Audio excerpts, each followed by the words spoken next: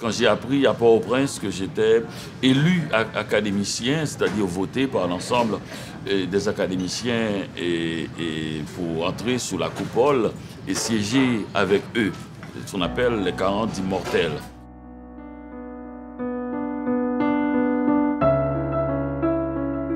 Et je voulais absolument revêtir quelque chose qui soit fait à Montréal.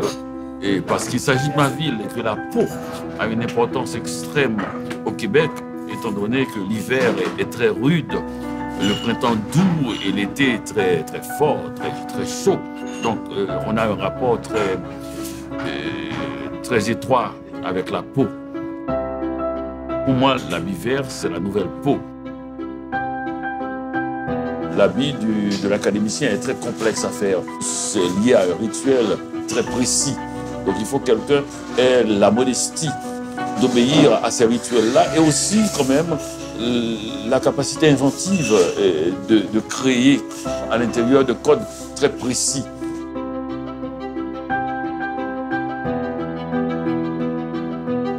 Jeanne Bellavance a fait ce travail pendant 350 à 400 heures. Cela prend une patience extrême.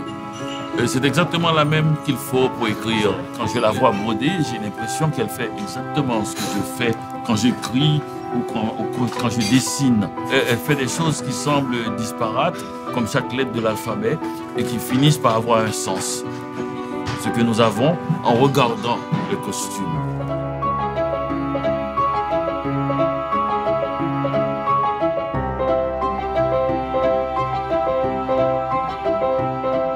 L'habit vert a un côté consécration, il y a un côté spectaculaire. C'est après beaucoup d'années de travail en pyjama et qu'on finit par revêtir l'habit vert. J'ai ressenti d'abord une sorte de confort et ensuite une sorte de chaleur d'avoir revêtu, comme dans les contes de fées, une nouvelle peau. C'est quand même étourdissant aussi.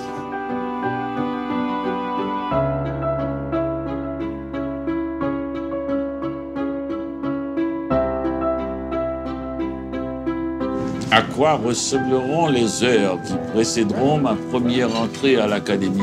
Vous savez, une chose qui est au cœur de l'art, c'est la capacité d'attendre à ce que les choses arrivent. Tous ceux qui croient qu'ils peuvent rêver de ce qui va se passer ne sont pas dans l'art. Il faut attendre la surprise. J'attends.